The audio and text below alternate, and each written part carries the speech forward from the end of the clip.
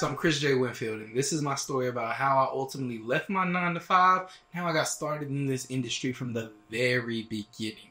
So it all started back in 2009, I think, when I was a kid. My grandfather bought this small little Kodak camera, which I think I have up here somewhere. My grandfather bought this little Kodak camera, and I used to run around church and run around with my friends taking pictures and making videos on it. Literally, we have videos still on YouTube to this day from way back in the day of us fighting in the park. We learned this new skill from my theater arts teacher, where she said, you can turn your back to the camera, put your hand up to your chin like this, where the camera can't see it, and then somebody can slap it and it'll sound like a real slap. So we tested it and went out to the park and made a fake fight scene, which of course wasn't believable whatsoever. But that's when a lot of this started, and we snowballed. A group of friends and I used to run around the city and make these little comedic projects, whether we're fighting through the house, we're acting like ninjas, we're creating horror movies, whatever. That's when we started making projects, and it all snowballed from there. So I ended up shooting in middle school, taking pictures for fun with this little Kodak camera, but I never thought about it as an actual profession or something I could actually do to make a living. But when I got in high school, a group of friends came to me and said, hey, Chris, you should join Youth in Government. I was like, what is that? They're like, it's this whole law program thing, but if you get in it, you get a free weekend away in Austin. I was like, sign me up. We're from a small town where there's absolutely nothing out there, literally in the middle of nowhere, very small city. So anytime we got the chance to leave the city, we were ecstatic. So I joined the organization. I get there, we have a couple of meets, and then we have a district meet in Dallas, Texas. And I go, and they hand me a camera, and they say, go make commercials. It's like, I have no idea what I'm doing.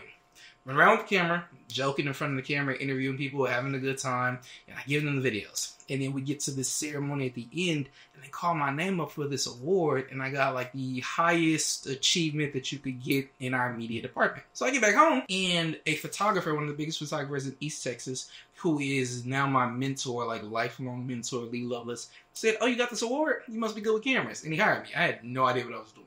High school football coach said, oh, you got this award? You must be good with cameras. Come film with the football team. I was playing basketball at the time. I really wasn't playing. I was a bench warmer, but I had really nice shoes. So I didn't mind leaving the basketball team to film for the football team practices and games. And it was a check. It was my first time making real money in this industry, quote unquote, as a kid. Because before that, I would cut yards for money.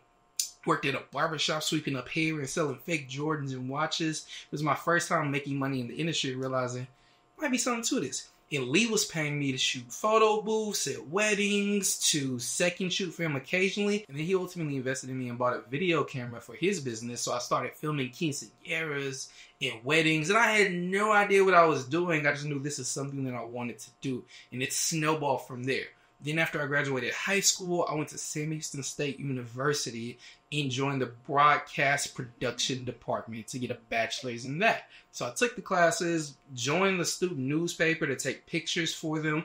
I was trying to get anything that I possibly could to get my name out there. Made the cover of the paper tons of times, shot a bunch of sporting events, started working with the football team at Sam Houston State University as like a documentarian filmmaker. At first I was filming practices. Then I got with the offensive line coach, Phil Longo, who's like a Big Ten coach. He's a monster now. We still stay in touch. Then we created a documentary about the offense that he installed at Sam Houston that they were running that ultimately got them to the championships and playoffs and things of that nature. So we filmed a documentary about that.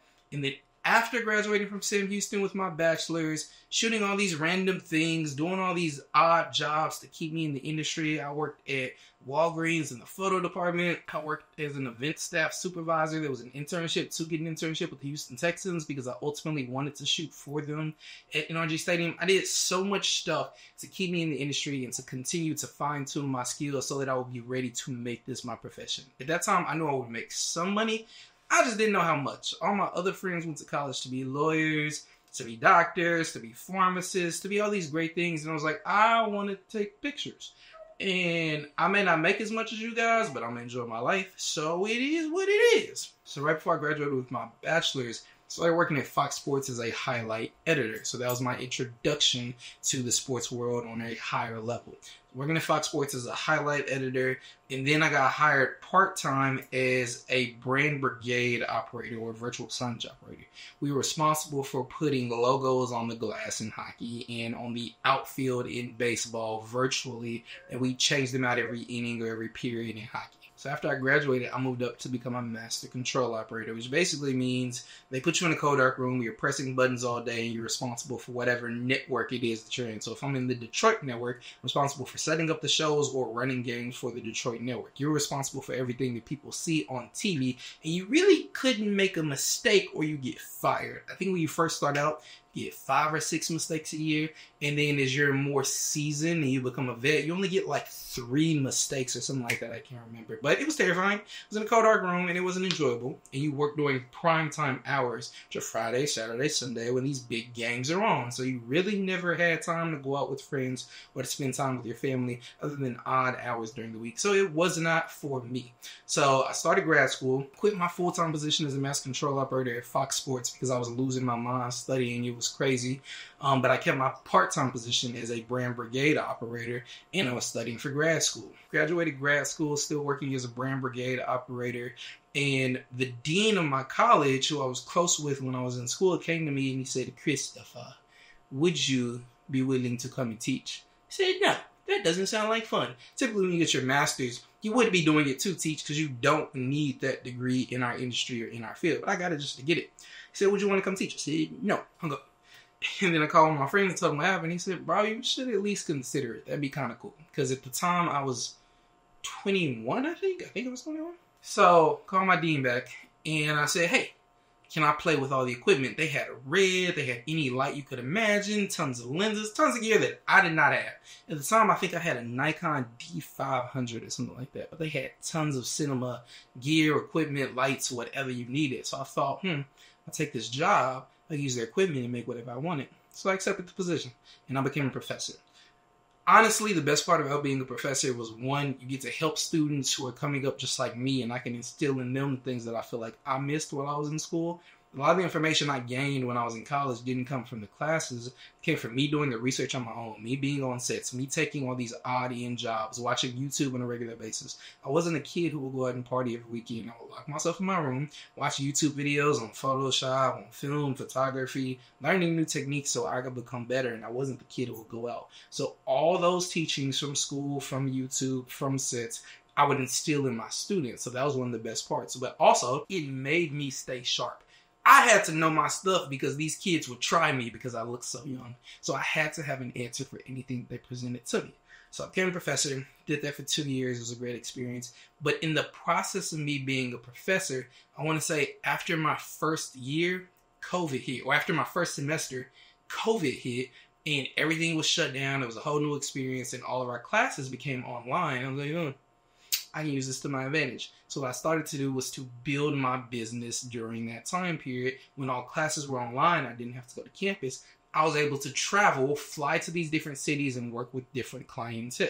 So basically, the way that I built this was I had a friend who had a buddy pass. So I was able to fly to just about any city for a little bit of nothing. The way a buddy pass works is that if someone works for an airline or is associated with an airline, then they're able to get seats on a plane for a little bit of nothing if there are any available seats, and if you make it within the rankings. So let's say, for example, there are 3 available seats on the flight, and there are 10 of us on the list. If there are like 3 pilots, those pilots are getting those seats before us. So it's a weird system, but it works, and it's a way for you to get cheaper flights. The first real client that I got came from me shooting interviews for my friend Colin Rising in Houston. While shooting interviews with him, I met his boss at the time, Bobby Humbert, and Bobby said he's a rapper and he wanted a music video shot. So I shot Bobby's music video, and then he said, "Hey, will you fly to Trenton, New Jersey and shoot a music video for me?" So I flew to Trenton, New Jersey. It was my first time getting paid to fly somewhere and make a video. So I flew up there, filmed his music video, met some of his friends, flew back to Houston, edited it, sent it to him. And then one of his friends flew down from New Jersey, Ramel Watley of Truck and Hustle, my dog, who literally blessed me and helped me to get to this point, to shoot a music video with him in Houston, which of course I filmed. Met that friend. That friend had a podcast and said, "Hey, I want to get into video podcasts. Would you fly to New York and film my podcast for me with this other individual, Good Energy Alex?" I said, "Say less." So this is where it started to happen, where I'm actually getting paid to travel. Prior to that, I would just travel with my friends for free, document the experience, take pictures, take videos, and showcase what we did and our experience, and use that to market myself. These people said, "Hey, he's talented and he can do this." They started bringing me out and flying me around to film these videos. So met Good Energy Alex. So we flew to New York to film kind of his life story, almost like a documentary. And then after that, we ended up flying to Atlanta to actually interview him and film his story. When I walked into his office in Atlanta, I met 5 big players in the credit industry, financial world, just business all around. I'm filming Alex, but I'm talking to them. And one of them, him 500, phenomenal man, great businessman. He said, I just lost my videographer. He was stealing my concept. I said, if you need somebody new, hi, my name is Chris J. Winfield, cinematographer and photographer. And I learned a lot about business from him. And the business started to snowball from there. So I started working with him, individuals around him, and individuals in his community. And at that point, I'm bouncing from Houston to Florida to Atlanta to New York to Vegas to California, all while still teaching virtually. So I record YouTube videos, send them to my classes to watch, or I get on Zoom or our classroom platform, which I forgot what it was. Now I talk to them, teach them, and then go back to work like nothing ever happened. Go shoot the next day. I'll be in Orlando doing classes on Zoom. I'll be in Vegas doing classes on Zoom. Continue to run my business and teaching the students. So things started to grow from there. COVID continued the following semester. Same situation. I'm teaching from home, traveling around, building the business. The semester after that, COVID kind of calmed down and they said, hey, we want you guys to come back to campus. I was like, cool, I can do that, but not every single day. The way it worked as a professor is that you have to approve of your schedule, or you're supposed to. So they come to you and say, hey, this is the schedule we have for you. You say yay or nay, this works for me or it doesn't. So at this time, I'm making actual money in this industry, moving around from city to city, meeting new clients. The business is busting. Sam Houston State University paid me $50,001 a year. Don't forget the one. $50,001 a year. And at that point, Forever Real had supplemented that income totally, and I was good. So I go look at my schedule, and she said, hey, here's your schedule. I looked at it, and they had me on campus Monday through Friday, basically from 8 a.m. to 3 or 4 p.m. every single day. But the classes were just so spread out. I think I had like 5 classes maybe, and they were so spread out that I have one class at like 8 a.m. and then like a 3 or 4 hour window. And then another class 3 or 4 hours later. I was like, this doesn't work for me. It will hurt the business. He said, well, schedule you get. We don't have anything else. Yeah, okay, well, here's my 2 weeks. I'm out, big dog, I'm gone. So I quit.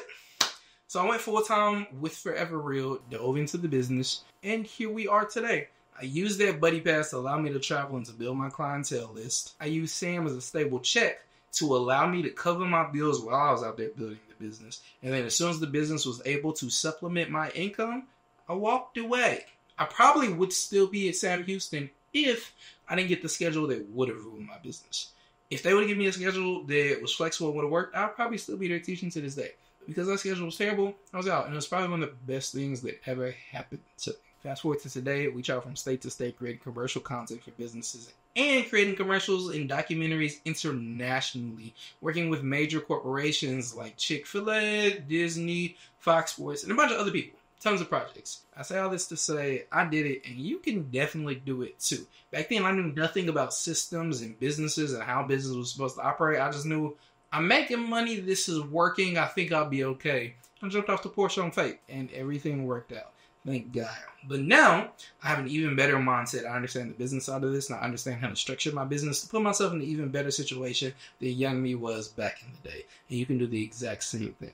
So, this has been another episode of Real Bad Advice. Messages for you, your family, and your team in the year 2024. And I know you're going to go out and kill it all that day.